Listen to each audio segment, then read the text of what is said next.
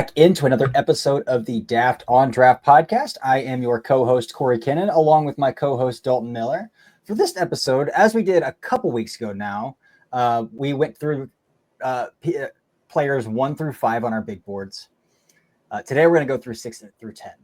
We're each going to present our 6 through 10, and we're going to talk about why we have them ranked where we have on our big boards. We're running out of college football games to talk about, so we're getting into big board talk. But again, I'm not the only one presenting a big board. So, Dalton, how are you in the lovely state of Pennsylvania tonight? I'm fantastic. My little small town put in a food hall. It's got some Middle Eastern food. It has Thai food. It has a pho place. It's got wings. It's got tacos. It's got barbecue, a macaroni and cheese thing that you can just throw any protein, any like toppings you want on it. A waffle place, guys, a waffle place where they do like waffles and ice cream and a whole bunch of different toppings and like cinnamon toast crunch and fruity pebbles. And it was, for a very small town, a fantastic experience. As somebody who lived in Dallas, like that's the type of environment that I'm like used to being around and seeing. And seeing that in my tiny hometown where I grew up is very awesome. Yeah, that's amazing. We have I live in Columbus, so it's not not a small town, but we do have a food hall as well. It's awesome. It's in an old like dairy canning like jarring factory. Our place was a furniture place. Yeah, and so it's 3 stories. And the food hall's on the first story with a bar. There's a rooftop bar on the 3rd story, and then there's like a speakeasy lounge on the 2nd story. So it's pretty cool. But yeah, food halls are amazing. I love them so much. You could go there every day and have something different to eat and feel fulfilled if you had an unlimited budget.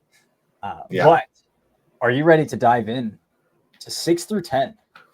I absolutely am. So the question is, do we want to start at 10 and go down to 6, or do we want to start at 6 and go up to 10? Oh.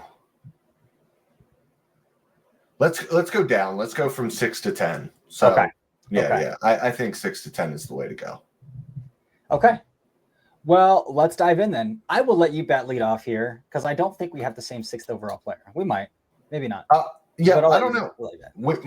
We might. My 6th overall player is Penn State tight end Tyler Warren.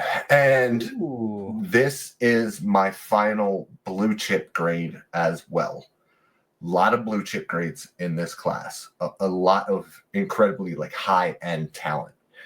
And then it starts to fall off a little bit, but we will get to that fall off point tonight. Tyler Warren is a freak of nature. And I do think there is something to be said about the 6'6", 260-pound dude who's built like a brick shit house, not being the best blocker in the world.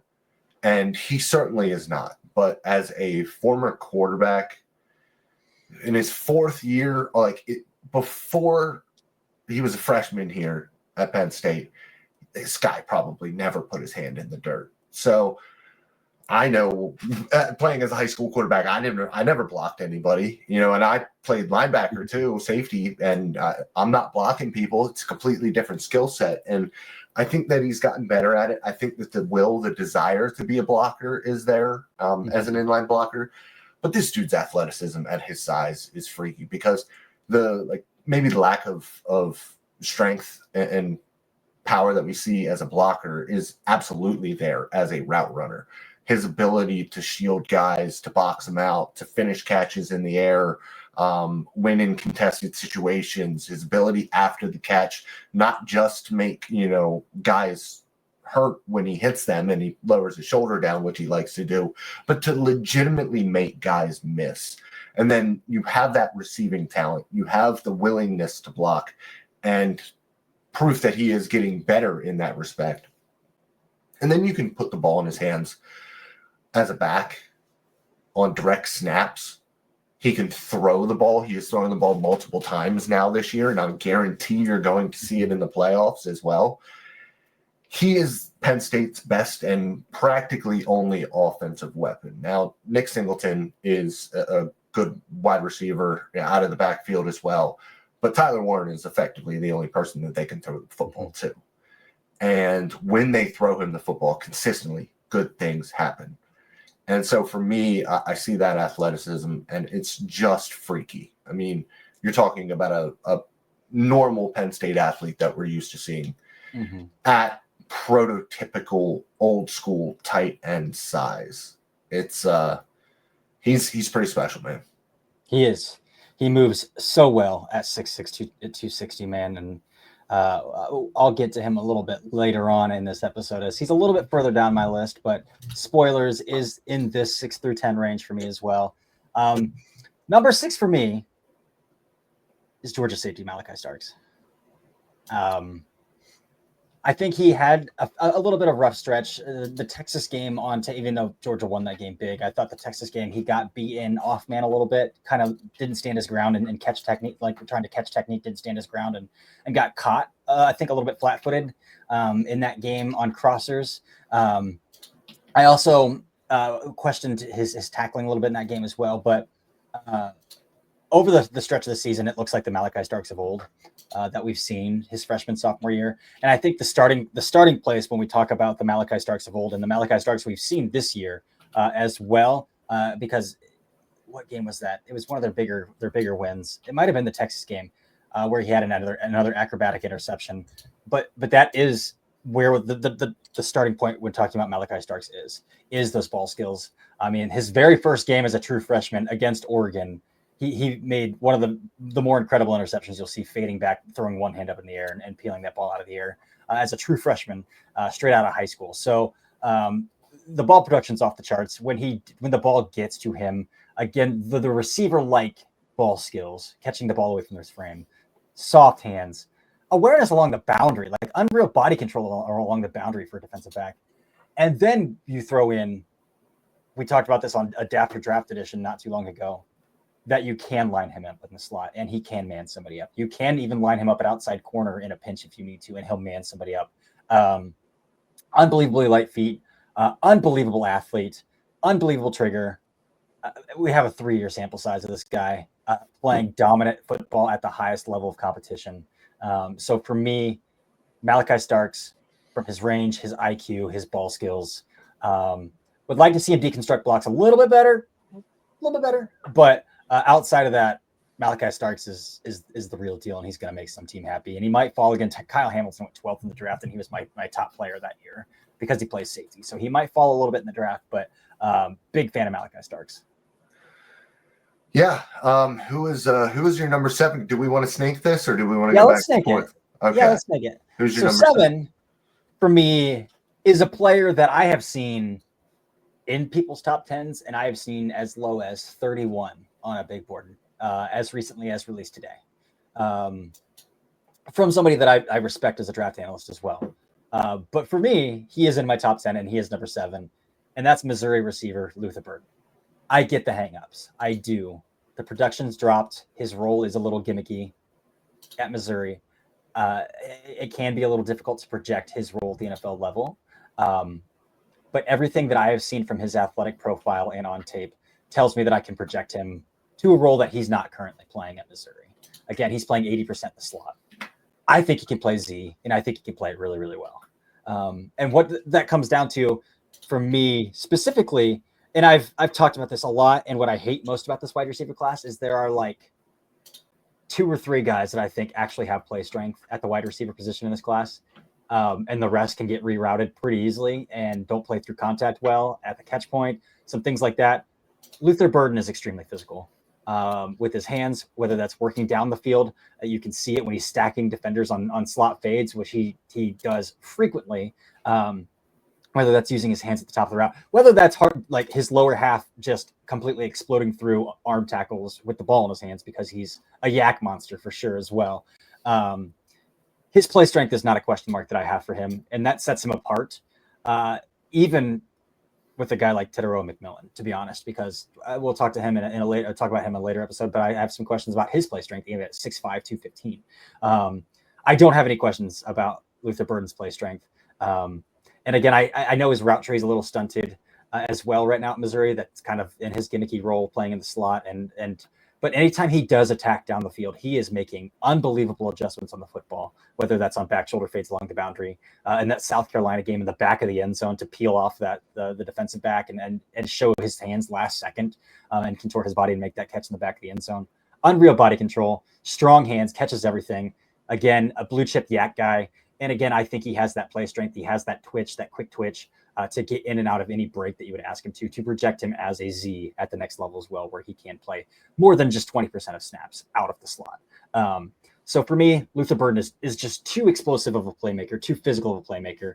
And I see that transition to playing Z for me to not love his game. So my seventh guy is somebody who was on my radar all year, and I didn't get to him until I saw him at, I believe, number 43 on Dane Brugler's top 50. But my number 7 player in this class is South Carolina safety Nick Emenwari. Yes, that does mean that I have him above Malachi Starks. Is it a very lofty projection? Yes, because we do, as Cory said, have 3 full seasons of Starks being a freak.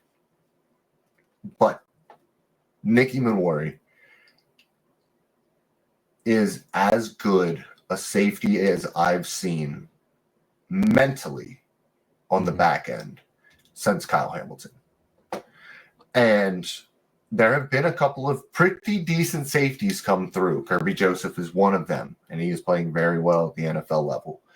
Nick Emenwari is one of the more intelligent match coverage defenders as a boundary safety that I have seen since Antoine Winfield Jr. for me personally in that specific role.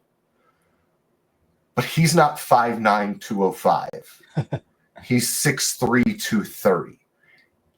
And I've watched him countless times in a flat half turn shuffle. Wait until a number 1 or a number 2 is damn near even with him, and he swivels and carries vertically. He's got a very quick trigger downhill. His ability to see route concepts and understand what route concepts go with one another and what is happening, what teams like to do, how they like to attack. There's a very good example of this twice in the Ole Miss game where he almost jumped a double slant, and then later in the game on a 3rd and 5, he tried to jump it again, and they pulled out the tendency breaker. Guy ran a sluggo, and he thought that he was going to have help from the corner because both of the receivers had inside releases, so he thought that the apex defender was going to be taken, or the hook defender was going to be taking number 2 inside. He took number 1 inside, thought the corner was going to bounce back, but the number 2 ran a whip route back to the outside. His guy ran a sluggo. The corner sat. It should have been an easy touchdown, but Brady Cook missed the throw. That type of understanding of how teams are looking to attack and be able to have that innate ability to step down and step in front of passing lanes from a deep position, to have the confidence in yourself to wait and be able to sit on those intermediate routes and still be able to carry vertically, to be able to practically jog on the field as you are covering tight ends. This is a freak of nature athlete who is also an incredibly intelligent coverage defender. And the only bad part about his game is that he is 6'3", because even at 230, he moves fantastic. But that longer anatomy, and we had the same struggles with Kyle Hamilton show up. Just anatomically, he is not going to be as naturally shifty as somebody like Malachi Starks, even though I think technically he is very good when it comes to being able to swivel, being able to mirror. Just physically, because he has longer legs, that's going to happen. But also at 6'3" and 230, he can come downhill. He can stack climbing linemen and shed them, dissect their block. Like, he is everything that you look for in a safety. Plus, he's one of the few guys who actually does play on the back end and isn't a slot guy that you're projecting to safety. He's special, man. He's a special athlete. I love how intelligent he is. I love safety play in general, and he plays a role that I absolutely adore when it comes to evaluating, and he does it better than anybody I've seen since Antoine Winfield Jr. in that specific role. I love it. I know we want a snake, but he's my 8. So I feel like I'll just dump him out there as my 8 and sure. add my input on him as well. Uh-huh. Yeah. Extremely intelligent. We were texting about this earlier today. Like I noticed it multiple times on boot concept where he'll leverage himself perfectly in between the flat and the crosser. And to the point where if they throw the crosser, he could peel back on it. If they throw the flat, he'll trigger down on it.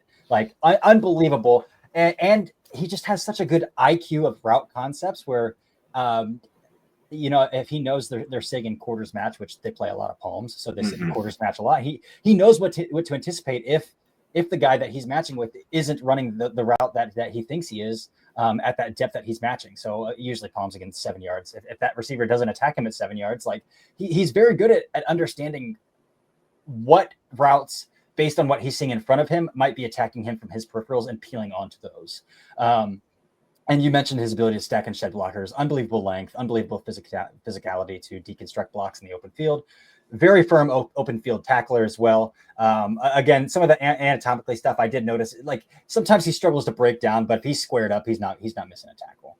On the move, breaking down can get a little slippery for him. But and then I want to talk about his ball skills too, because we just raved about Malachi Starks' ball skills. Even Worry also plays with extremely soft hands. He's made multiple acrobatic catches going back to 2023 as well against Clemson, against Kentucky. When he has to go up and get it, he knows how to high point the football, knows how to time that up. So he's got fantastic ball skills too, and I think that's probably an underrated part of his game. But when he attacks the football, he knows how to do it away from his frame. He doesn't look like a defensive back trying to catch the football. So for me, he fell at number 8 for me. And sorry to cut you off, but that just was too good of a segue. So who's number 8 for you?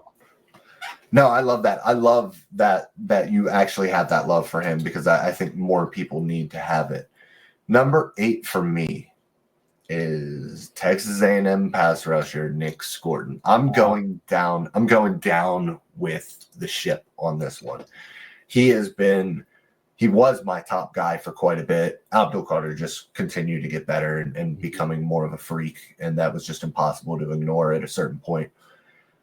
I do have my worries about Scorton when it comes to holding a little bit of that extra body fat. Now, what I kind of give him a little bit of grace for is that he will also be one of the youngest guys in the draft if he decides to declare. So there is youth on his side to kind of figure out his body, to get his diet in check. If he needs to eat better quality foods, that will become easier at the NFL level as well. There's really no excuse to be out of shape, especially when you're going to be a first-round pick. But the hands are fantastic. The pass rush plan is outrageous. The bend that he has at 280 pounds should only get better at 265 pounds. He is a powerful player on the outside when it comes to edge setting. I think that he's not the longest guy in the world, but I think that he plays with pretty good length overall. I wish that there was a little bit more of a natural power element to his game. He is a little bit more of a finesse rusher.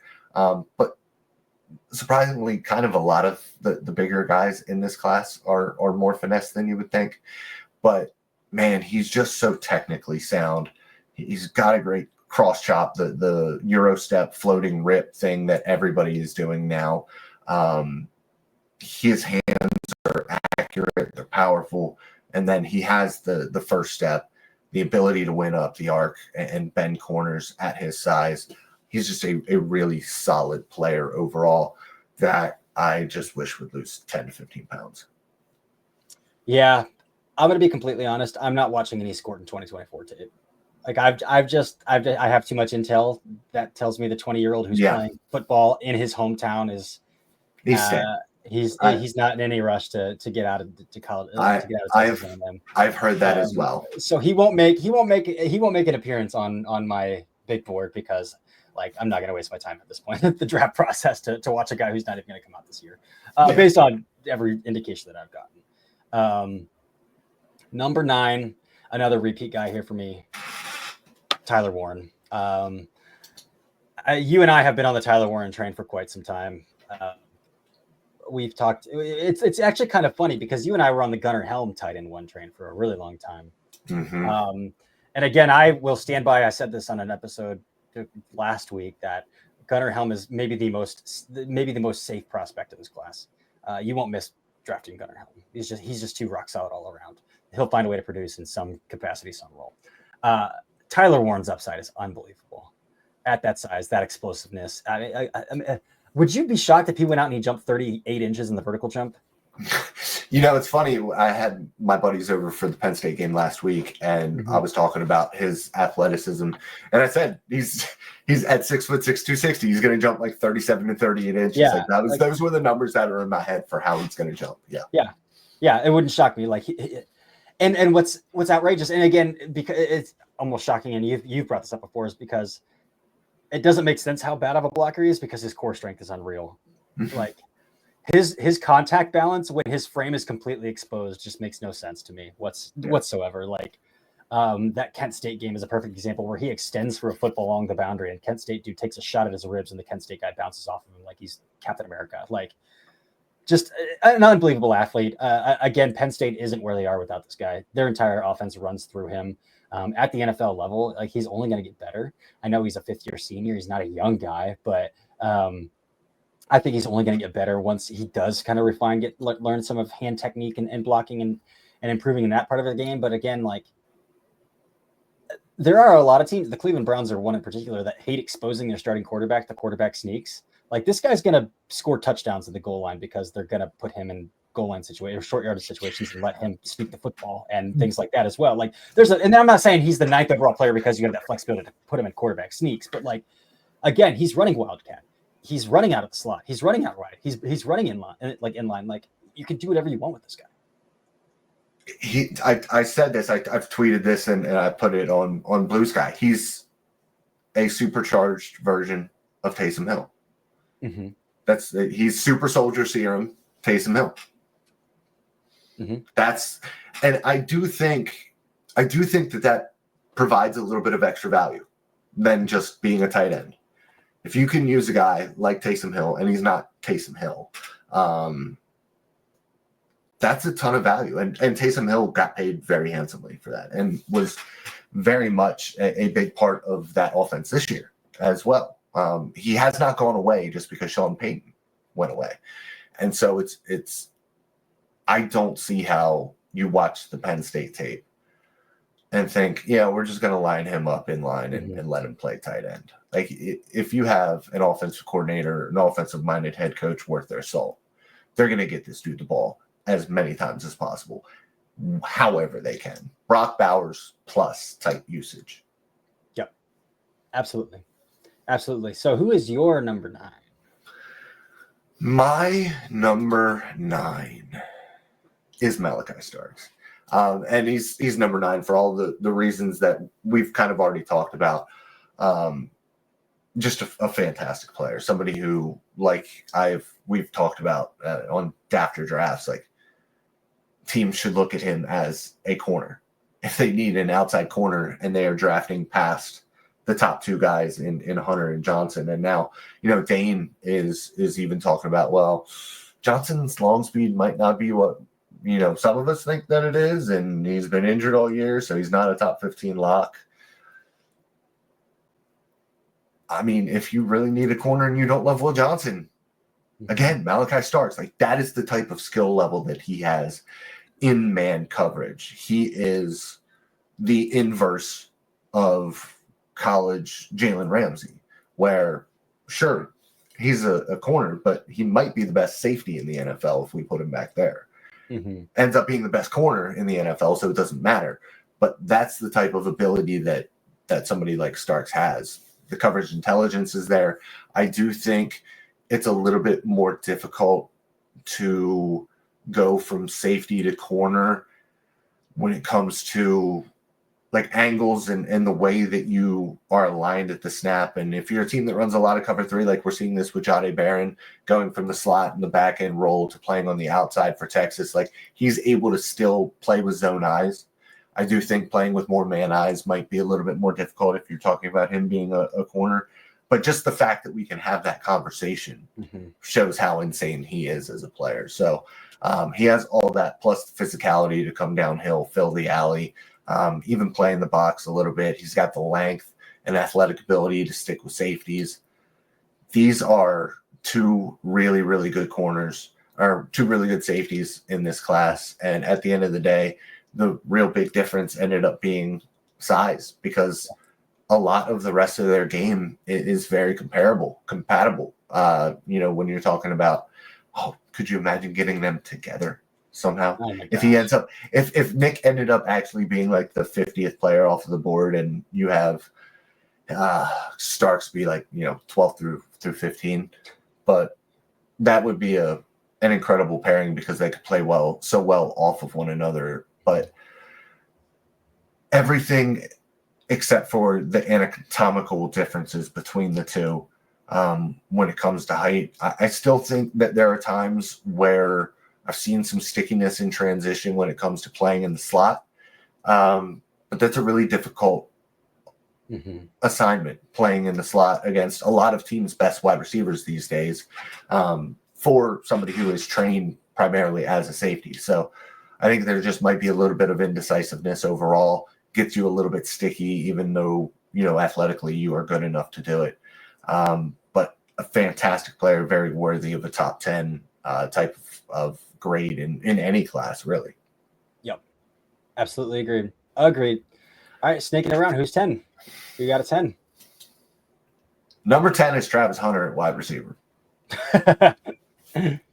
Then the number 10 actually, and this has changed, is Isaiah Bond, which does make him wide receiver 2 now, because Travis Hunter is wide receiver 1. And he dropped out of a round 1 grade. I just watched more and more of him. And we kind of talked about this a little bit. I think it was off air. There might be some issues with being in the right place at the right time with him in that offense. It looks like the quarterback who already struggles to push the ball downfield and to the intermediate levels, where somebody like him could really show out and show his skills, his ability to separate. He's not pushing the ball there because I don't think that he trusts him. He doesn't trust that wide receiver. And for Golden to get most of the manufactured touches as well,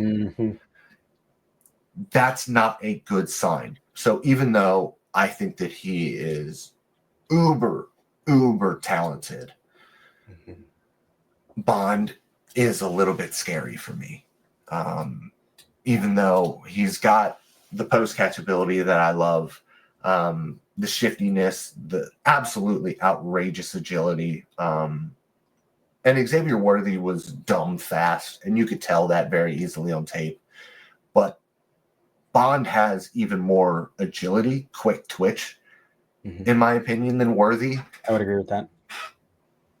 And he's probably going to touch the 4.2s or at least low 4.3s when he runs as well. And this isn't just a burner. We're not talking about Anthony Schwartz here.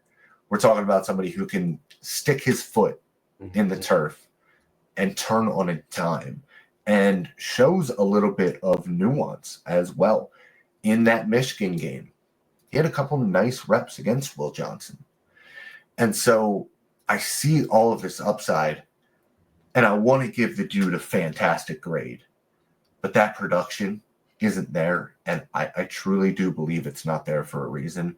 And we've seen more often than not the guys who have, some of these niche usages and don't produce a ton or have issues and are a little bit gimmicky. We've seen these guys flame out at the NFL level for one reason or another.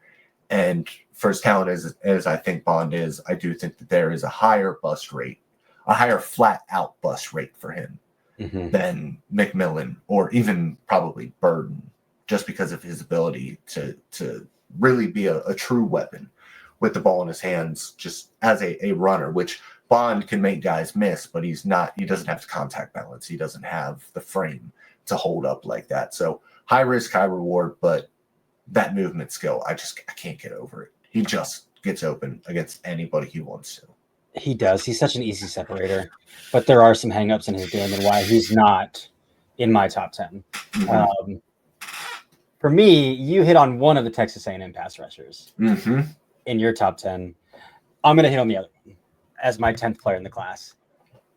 Shamar Stewart, man. I mean, for one, rare body type. We're talking 6'6", 290 pounds, and the dude looks like a freaking Greek god.